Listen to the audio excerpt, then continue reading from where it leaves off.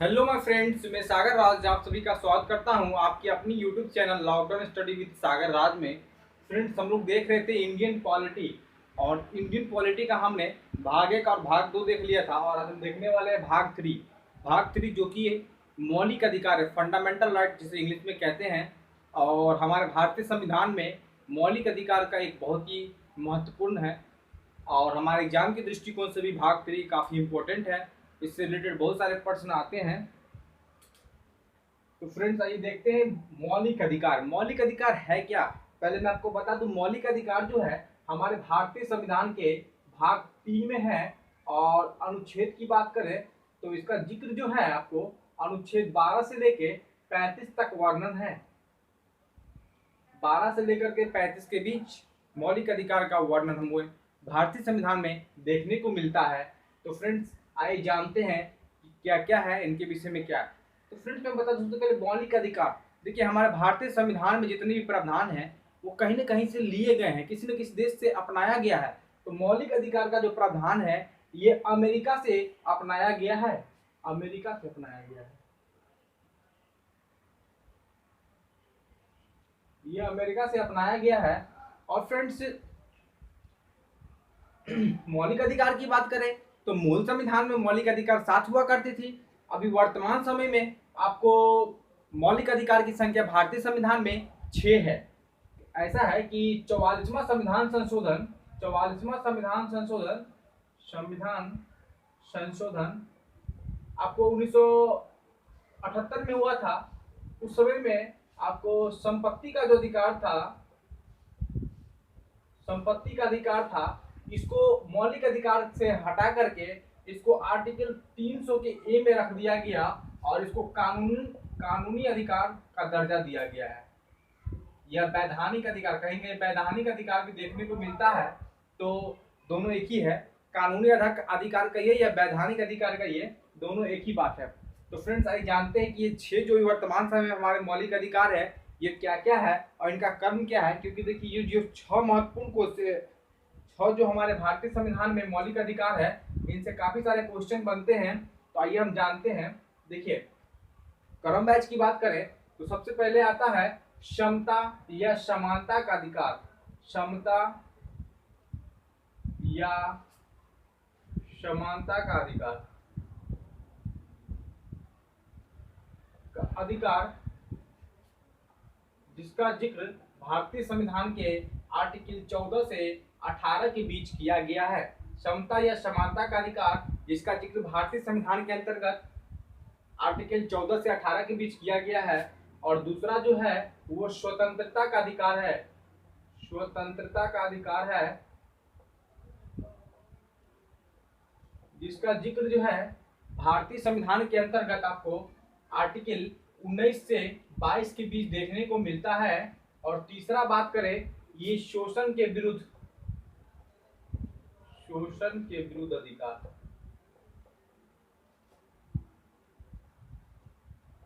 शोषण के विरुद्ध अधिकार है जिसका जिक्र भारतीय संविधान के अंतर्गत 23 और 24 में देखने को मिलता है। चौथा बात करें तो धार्मिक अधिकार है, धार्मिक स्वतंत्रता का अधिकार, धार्मिक स्वतंत्रता का अधिकार है जिसका जिक्र भारतीय संविधान के अंतर्गत 25 से 28 के बीच किया गया है। और पांचवा हम लोग बात करें तो पांचवा जो है ये सांस्कृतिक एवं शिक्षा का अधिकार है। संस्कृति एवं शिक्षा का अधिकार,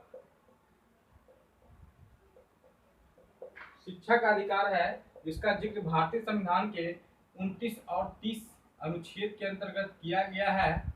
ये अनुच्छेद सब है जिसे इंग्लिश में आर्टिकल कहते हैं।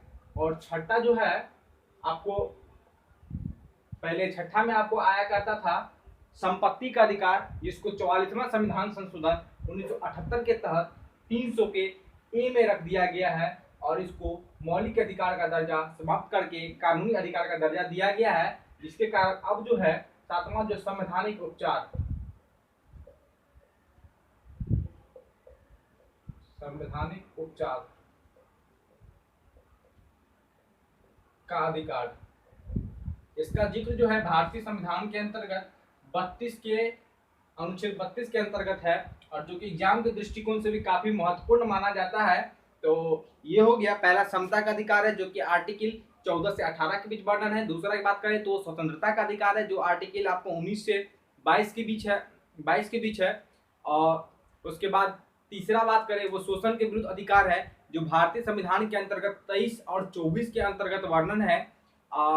उसके बाद चौथा बात करें तो वो धार्मिक स्वतंत्रता का अधिकार है, जो कि आपको भारतीय संविधान के अंतर्गत अनुच्छेद 25 से 28 के बीच वर्णन किया गया है। और पांचवा बात करें संस्कृति और शिक्षा का अधिकार है, जो कि भारतीय संविधान के अंतर्गत आपको 29 और 30 अनुच्छेद में देखने को मिलता है। और छठा का बात करें तो आपको संवैधानिक उपचार है, जो कि भारतीय संविधान के अंतर्गत 32 अनुच्छेद के अंतर्गत आता है।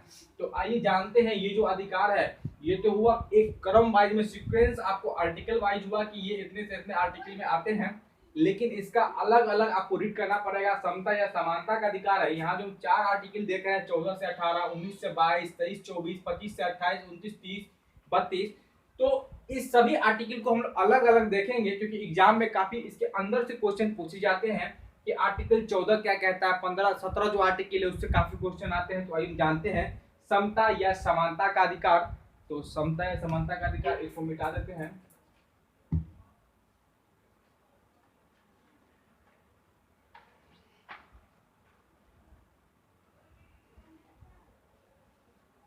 देखिए फ्रेंड्स, आपको मैं बता दूं कि मौलिक अधिकार क्या है। मौलिक अधिकार वैसा अधिकार होता है जिसके बिना मनुष्य का सर्वांगीण विकास संभव नहीं है। हमारे संविधान के द्वारा, भारतीय संविधान के द्वारा हमें कुछ अधिकार दिए गए हैं जिसके बिना जीना संभव नहीं है। इस अधिकार के बिना मनुष्य नहीं जी सकता है। वैसे ही अधिकार को मौलिक अधिकार कहते हैं। तो इसमें पहला जो समता या समानता का अधिकार 14 से 18 के बीच है। तो एक प्रश्न छोटा सा उठता है कि मैंने आपको बताया 12 से 35 के बीच मौलिक अधिकार का वर्णन है भारतीय संविधान में, लेकिन मैंने यहाँ 14 से 18 लिखा है। तो एक प्रश्न आप लोगों के मन में आ रहा होगा कि सर बताइए कि 12 और 13 अनुच्छेद कहाँ चला गया, इसको आप कहाँ 12 और 13 इसको आप क्या किए, क्यों उड़ा दिए? तो मैं आपको बता दूं आर्टिकल 12 शॉर्ट में बता दूं, आर्टिकल 12 में जो है ये राज्य का परिभाषा मिलता है।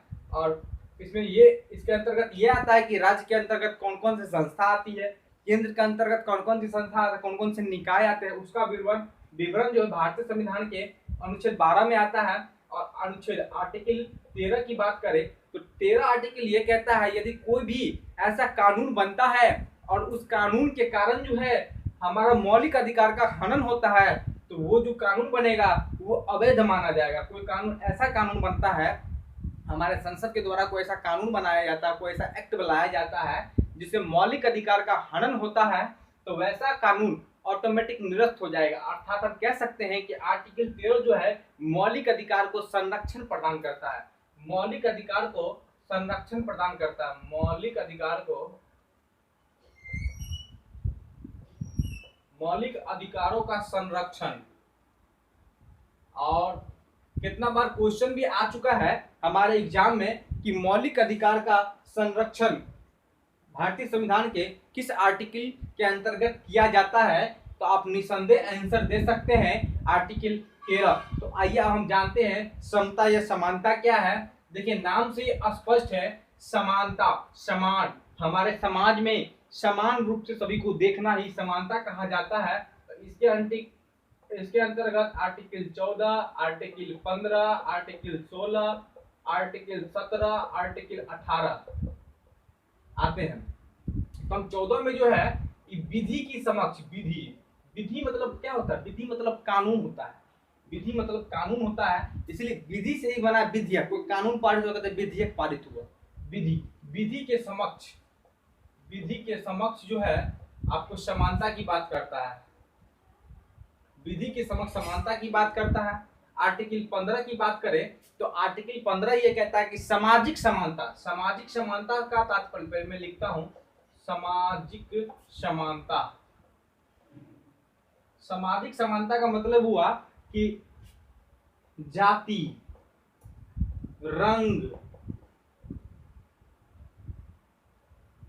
रंग हुआ, जाति हुआ, लिंग हुआ, स्त्री पुरुष जिसको बोलते हैं हम लोग, लिंग, इस सब के आधार पे समाज में भेदभाव नहीं किया जाएगा। यही हुआ सामाजिक समानता, सबों को समाज में एक समान देखना। ऐसा नहीं है कि कोई छोटा जात है कोई बड़ा जात है तो उसको हीन दृष्टि से देखना, कोई लड़की है कोई लड़का है, कोई काला है कोई गोरा है, इस सब में विभेद नहीं करना।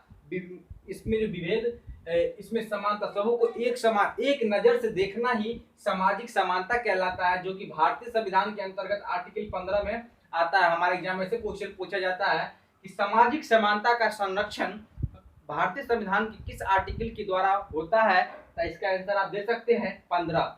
16 की बात करें तो ये कहता है कि आपको अवसरों की समानता देता है,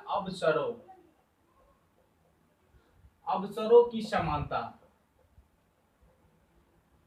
अवसरों की समानता से अर्थ ये है कि नौकरी, कहीं कोई भी नौकरी, पूरे भारत में कोई भी नौकरी लेते हैं उसमें सबों को समान रूप से देखना है। ऐसा नहीं कि आप पैसा वाला है तो आपका रिजल्ट हो जाएगा, आप ज्यादा ऊंचे ऊंचे कास्ट के, नीचे कास्ट का। लेकिन इस ये जो आर्टिकल है इसमें एक अब बात एक्सेप्शन केस भी है कि जैसे ओबीसी SC ST इसको संरक्षण प्रदान किया गया है, ये इसका अपवाद है। तो इसका जो विवरण जो हम लोग आगे के आर्टिकल में देखेंगे, ओबीसी को संरक्षण प्रदान किया गया। आप सिर्फ यही समझिए कि 16 में अवसरों की समानता की बात करता है, सरकारी नौकरी में सबों को समान रूप से देखने की बात करता है। लेकिन इसमें अपवाद ये है कि इसमें लिखा गया है कि अपवाद रहेगा, ओबीसी और SC ST को कुछ प्रतिशत सीट दिया जाता है, 30% ऐसा करके दिया जाता है, वो हम लोग आगे देखेंगे। और 17 की बात करें, अस्पृश्यता, अस्पृश्यता, अस्पृश्यता, अस्पृश्यता का मतलब होता है छुआछूत। मतलब कि छुआछूत का बीमारी कहते हैं, तुम जो डोम हो, ये हो, कोई भी कास्ट हो, छुआछूत जो होता है ना, छुआ गया ऐसा, इसका अंत है अस्पृश्यता, छुआछूत का अंत, का अंत। अर्थात समाज में सबों को एक समान देखना। यदि कोई छुआछूत का किसी पर ब्लेम लगता है तो आर्टिकल 17 के तहत ही उस पर मुकदमा हो या फिर वो अपना बात रख सकता है, वो आर्टिकल 17 के समय ही। और आर्टिकल 18 की बात करें तो आर्टिकल 18 जो है आपको ये, हाँ, आर्टिकल 18 जो है आर्टिकल, ये जो है आपको उपाधियों का अंत है, उपाधियों का अंत।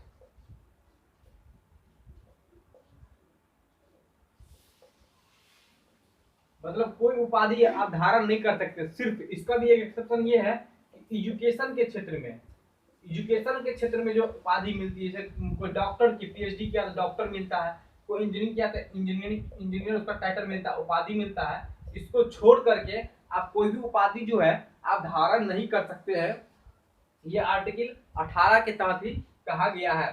तो एक बार फिर से देखते हैं समानता का अधिकार। समानता का अधिकार आपको आर्टिकल 14 से 18 के भी देखने को मिलता है, जिसमें 14 कहता है विधि के समान, विधि के समक्ष समानता। अर्थात विधि मतलब कानून होता है, कानून के समक्ष सभी लोग एक समान है।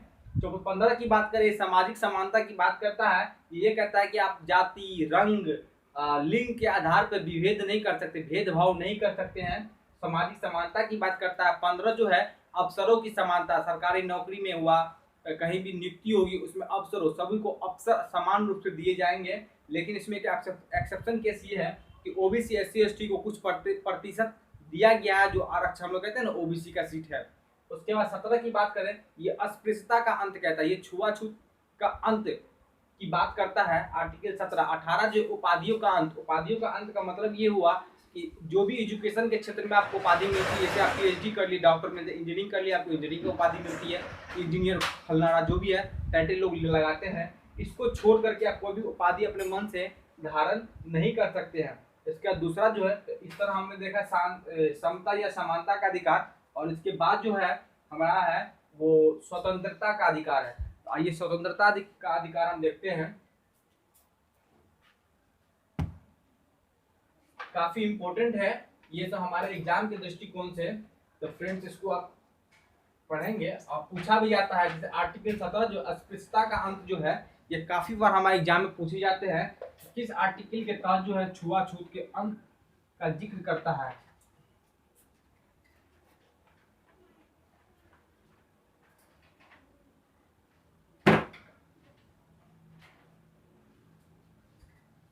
दूसरा जो है स्वतंत्रता, स्वतंत्रता का अधिकार।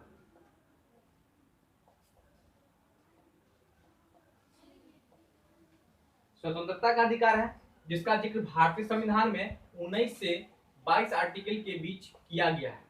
तो आइए हम जानते हैं आर्टिकल 19 क्या कहता है। देखिए, स्वतंत्रता, स्वतंत्रता का मतलब ही आजाद, स्वतंत्रता का अधिकार, आजादी का अधिकार है। मुझे आप कुछ भी करने की आजादी है, लेकिन क्या करने की आजादी है हम देखते हैं। तो स्वतंत्रता के अधिकार में आर्टिकल 19 कहता है कि व्यक्तिगत स्वतंत्रता का चर्चा करता है। व्यक्तिगत स्वतंत्रता, व्यक्तिगत स्वतंत्रता के अंतर्गत जो है 6 प्रकार के स्वतंत्रता दिया गया है मनुष्य को। जैसे पहला जो है, जैसे 19 का एक, आर्टिकल 19 का 1 पढ़ेंगे हम लोग, फिर आर्टिकल 19 का 2 पढ़ेंगे, फिर इसको कहीं कहीं आपको ए भी मिलेगा, कहीं बी भी मिलेगा, कहीं अ भी मिलेगा, कहीं ब भी मिलेगा। तो कुछ भी रहे आप समझ जाइएगा 6 प्रकार की स्वतंत्रता मिलती है। तो आर्टिकल 19 का ए देखते हैं, ए बी करके देखते हैं। ए बी, 19 का बी हो गया, फिर 19 का सी आपको देखने को मिलेगा, 19 का डी मिलेगा, 19 का ई मिलेगा और 19 का एफ मिलेगा। 6 प्रकार की स्वतंत्रता मिलता है, व्यक्तिगत स्वतंत्रता। पहला है बोलने की आजादी, बोलने की स्वतंत्रता है। बोलने की स्वतंत्रता, बोलने की स्वतंत्रता का मतलब हुआ कि आप कहीं भी अपना मुद्दा उठा सकते हैं, बोल सकते हैं। जहां पे आपका शोषण हो रहा है, मान लीजिए कि आप एक समाज में रहते हैं, वहां पे आप कहीं पे मान लीजिए कि आपके घर क्या है कब्जा हो रहा है, वहां पे आपको बोलने की अधिकार है, आप बोल सकते हैं। और इसी के तहत जो है प्रेस, भारत में प्रेस को जो है इसी के तहत जो है स्वतंत्रता मिली है। प्रेस मतलब कि आपको न्यूज वाले को आपको यही इसी आर्टिकल 19 ए के तहत ही संरक्षण मिलता है, जिसके कारण वो कहीं भी जाकर के किसी प्रधानमंत्री, राष्ट्रपति कहीं भी जाकर किसी का इंटरव्यू ले सकता है, ले सकते हैं। बोलने की स्वतंत्रता। दूसरा जो है बिना अस्त्र सभा करने की, सभा करने की, सभा करने की स्वतंत्रता। लेकिन इसमें एक वर्ड है बिना अस्त्र के, बिना अस्त्र शस्त्र के। अर्थात आप कहीं भी जो है ना सभा कर सकते हैं, 10 आदमी को मिला कर बुला करके आप बैठक कर सकते हैं, अपना कोई मुद्दा है उसको उठा के बातचीत कर सकते हैं, उसका सोल्यूशन कर सकते हैं। लेकिन उसमें एक कंडीशन ये है कि आपको बिना अस्त्र शस्त्र नहीं उठाना है। और सी जो है आपको पता है संगठन बनाने की आजादी देता है। संगठन, संगठन जैसे कि हम लोग सरस्वती पूजा करते हैं तो अपना क्लब बनाते हैं, तो 19 के सी के तरह थी जो हम संगठन बनाते हैं, क्लब बनाते हैं। पूजा की बात करते हैं, बहुत सारे ऐसे पार्टीगत है, पार्टी है, कोई भी पार्टी, जैसे कि कोई भी पार्टी, राजनीतिक पार्टी है, वो संगठन बनाते हैं। 19 के सी के तहत ही आपको पार्टी बनाते हैं। और उसके बाद 10वां 19 का डी जो है, ये पूरे भारत में कहीं भी भ्रमण करने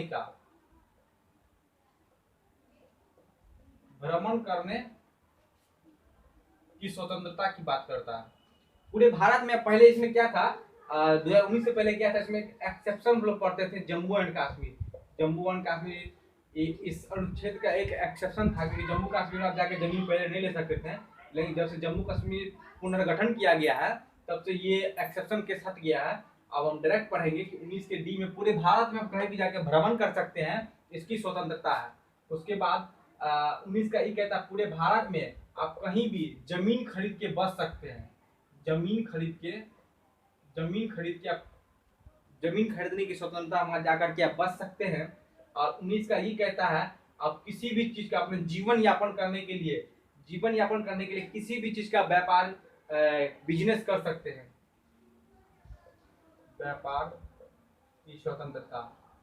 लेकिन इसमें एक एक्सेप्शन ये है कि वैसा व्यापार जो केंद्र सरकार या जिस आप राज्य में रह रहे हैं उस राज्य के द्वारा प्रतिबंधित हो, तो उसको आप नहीं कर सकते। जैसे कि बिहार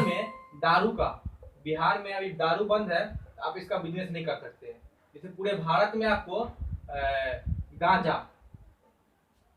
गांजा प्रतिबंधित है, आप इसका बिजनेस नहीं कर सकते हैं, ये कानूनन अपराध माना जाएगा। तो हमने देखा स्वतंत्रता का अधिकार जो 19 से 22 के बीच में है, जिसमें 19 में हमने देखा कि व्यक्ति की स्वतंत्रता, व्यक्तिगत स्वतंत्रता है, जिसके तहत 6 प्रकार की स्वतंत्रता मिली है। 19 का ए में हमने देखा कि व्यक्तिगत स्वतंत्रता के अंदर बोलने की आजादी है। इसी के तहत भारतीय प्रेस को अर्थात न्यूज वाले, समाचार वाले को स्वतंत्रता मिली है। उसके बाद बी का सभा करने की स्वतंत्रता है बिना अस्त्र शस्त्र के। 19 की सी के अंतर्गत देखें संगठन बना सकते हैं, क्लब बना सकते हैं। उसके बाद 19 के डी के तहत पूरे भारत में आप कहीं भी भ्रमण कर सकते हैं। ई के तहत पूरे भारत में कहीं भी जमीन खरीद के आप बस सकते हैं, इसकी स्वतंत्रता आपको आर्टिकल 19 का ई देता है, ई देता है। और व्यापारी, उसके बाद 19 का एफ जो है व्यापार करने की स्वतंत्रता, पूरे भारत में आप किसी भी चीज का व्यापार कर सकते हैं, लेकिन बस शर्त इसमें एक्सेप्शन यही है कि वैसा व्यापार, वैसा बिजनेस जो केंद्र सरकार अथवा आप जिस राज्य में रह रहे हैं, जिस राज्य में व्यापार करने जा रहे हैं, उस केंद्र सरकार के द्वारा जो व्यापार प्रतिबंधित है उस व्यापार को आप नहीं कर सकते हैं, क्योंकि प्रतिबंधित है तो नहीं कर सकते हैं, कीजिएगा तो आप कानूनन अपराध कर रहे हैं। तो जैसे बिहार में दारू का नहीं कर सकते, पूरे भारत में गांजा ये सब का आपको प्रतिबंधित है, ये सब का बिजनेस नहीं कर सकते हैं। उसके बाद हम देखते हैं 19 तो देख लिए, आर्टिकल 19 के अंदर 6 प्रकार की है। अब 20 देखते हैं, 20 में क्या है, 21 में क्या है, 22 में क्या है, अभी देखते हैं।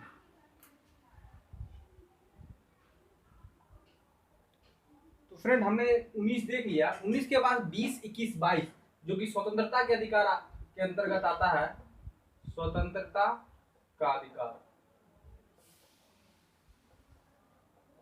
तुमने देखा था 19 से 22 के बीच आता है। हम लोग 20 देख लिए, 20 के बाद हम लोग 19 देख लिए थे। 19 के बाद हम लोग 20 नहीं देखेंगे, पहले हम लोग 21 देखेंगे। उसके पीछे एक छोटा सा रीजन ये है कि आर्टिकल 20 और आर्टिकल 22 जो है लगभग समान लगते रहते हैं, नहीं लेकिन लगते रहते हैं समान, जिसके कारण कंफ्यूजन होता है। और जो चीज आपको कंफ्यूजन हो उसको एक साथ पढ़िए, कंफ्यूजन कभी नहीं होगा। तो पहले हम लोग 21 देख लेते हैं, उसके बाद 20 और 22 एक साथ में देख लेंगे। तो 21 की बात करें, 21 में जो है आर्टिकल 21 जो बहुत इंपॉर्टेंट है, ये आपको यूपीएससी में भी क्वेश्चन पूछा है। थोड़ा सा एक अच्छा टॉपिक है कि इसमें प्राण एवं दैहिक स्वतंत्रता है। प्राण एवं दैहिक स्वतंत्रता,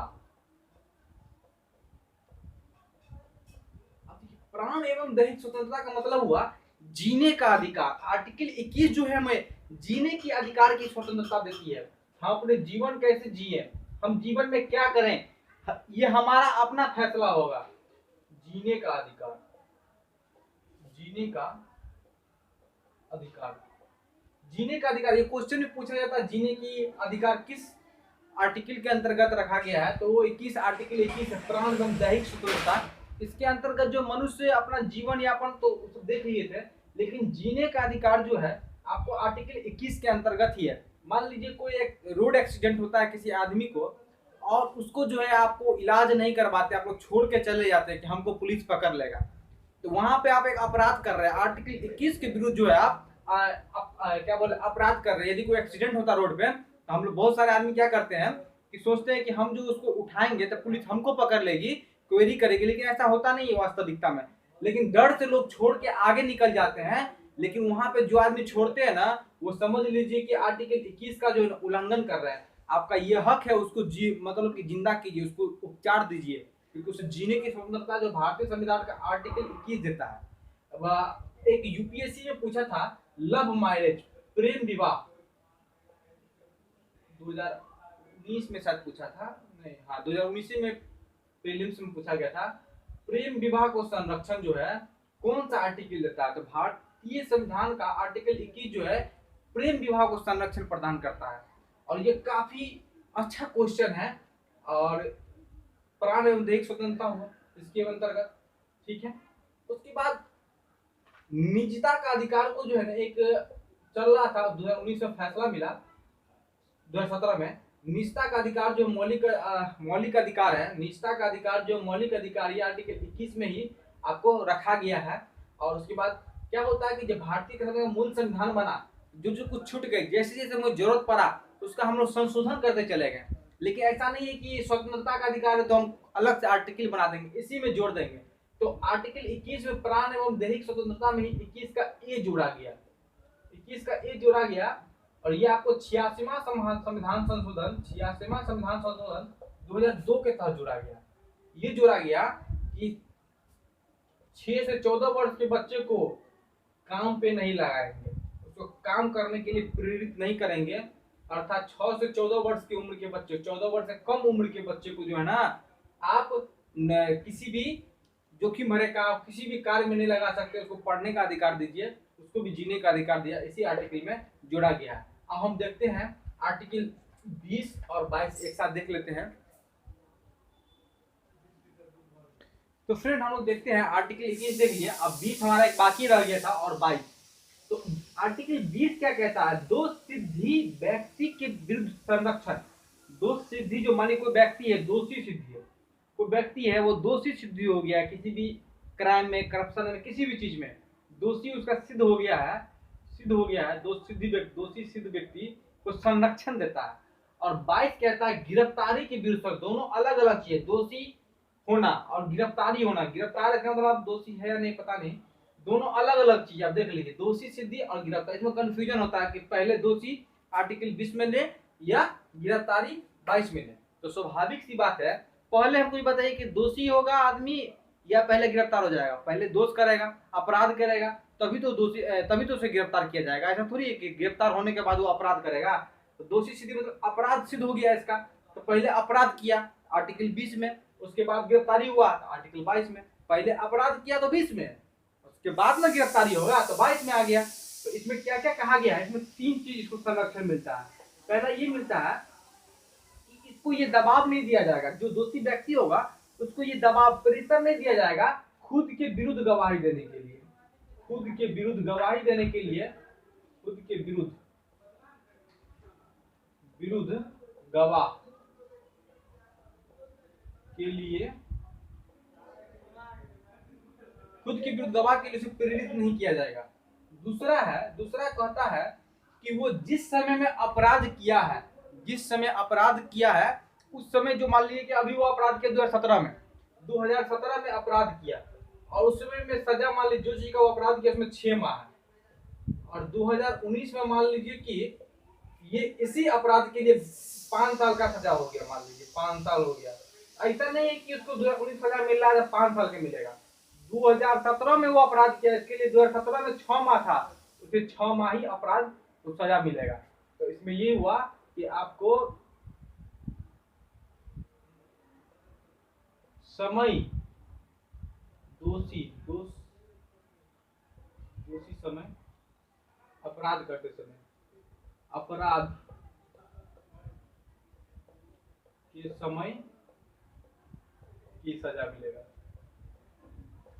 तीसरा बात करें, तीसरा ये कहता है कि यदि वो एक बार दोष किया ना तो उसको एक ही बार सजा मिलेगा। ऐसा नहीं है कि वो एक अपराध किया है उसके लिए उसको बार-बार सजा मिलेगा, एक ही बार उसको सजा सुनाई जाएगी, चाहे जो भी सजा मिले उसे, 6 माह का मिले या जो भी हो। तो इसमें 3 तरह का दोष सिद्धि व्यक्ति को जो है 3 प्रकार का संरक्षण मिलता है, वो आर्टिकल 20 के तहत मिलता है। पहला मिलता है खुद के विरुद्ध वो गवाही नहीं देगा, उसके लिए प्रेरित को उसे फोर्स नहीं कर सकता है, नहीं तो अपने विरुद्ध गवाह दो। दूसरा, अपराध के समय जो सजा था, मान लीजिए 2017 में 6 माह था और 17 में उन्होंने अपराध किया तो 6 माह ही उसे सजा मिलेगी। ऐसा नहीं है कि 19 में उस कानून के लिए उस अपराध के लिए आपको 5 साल का सजा हो गया तो 5 साल 6 माह मिलेगी। और तीसरा जो है उसको संरक्षण मिलता है कि एक बार वो अपराध किया है तो उसे एक ही बार सजा मिलेगी, ठीक है। और गिरफ्तारी के विरुद्ध आर्टिकल 22 जो है गिरफ्तारी के विरुद्ध संरक्षण, इसको 3 प्रकार का संरक्षण मिलता है। जब पुलिस में गिरफ्तार करने आएगा तो गिरफ्तारी का कारण पूछ सकता है कि भाई आप मुझे क्यों गिरफ्तार कर रहे हैं, गिरफ्तारी का कारण पूछ सकता है, ठीक है। दूसरा है कि वो गिरफ्तार हुआ तो अपना मन मुताबिक जो है वो वकील रख सकता है, उसको जो वकील को रखने का मन होगा उस वकील को रख सकता है। और तीसरा जो है वो जो गिरफ्तारी होगा उसके 24 घंटे के भीतर उसको न्यायालय में पेश किया जाए। ऐसा नहीं है कि आज उसको गिरफ्तार किया और उसको 5 दिन 10 दिन बाद न्यायालय में पेश किया जाएगा, उसका सुनवाई होगा। इसके विरुद्ध वो कार्रवाई कर सकता है, आगे अपना बात मुद्दा रख सकता है कि 24 घंटे के भीतर मुझे न्यायालय में पेश किया जाए ताकि मैं अपने आप को साबित कर सकूं कि मैं दोषी हूं या नहीं। इसके लिए अर्थात आर्टिकल 22 के तहत गिरफ्तारी के विरुद्ध आदमी को व्यक्ति को संरक्षण मिलता है। पहला, गिरफ्तारी का कारण पूछ सकता है। दूसरा, मन मुताबिक वकील रख सकता है। तीसरा, 24 घंटा के भीतर न्यायालय में पेश किया जाए, इसके लिए वो कह सकता है कानून से। ठीक है, तो इस तरह हमने देखा स्वतंत्रता का मौलिक अधिकार 6 थे। मौलिक अधिकार की संख्या वर्तमान में 6 है। हमने पहला देखा समानता का, और दूसरा स्वतंत्रता का अधिकार देख लिए, और तीसरा जो है शोषण के विरुद्ध अधिकार है। फिर धार्मिक स्वतंत्रता है, और उसके बाद आपको शिक्षा और संस्कृति है, उसके बाद आपको संवैधानिक उपचार का अधिकार है। तो अगले पार्ट में हम इसका ये पार्ट 1 हुआ। पार्ट 2 में हम लोग जो है 4 बचे हैं शेष, वो छोटा छोटा है, उसको हम लोग देख लेंगे अगले वीडियो में। और आज के लिए बस इतना ही, और यही कहेंगे ज़्यादा से ज़्यादा हमारे चैनल को शेयर करें, सब्सक्राइब करें, लाइक करें, सपोर्ट करें। धन्यवाद।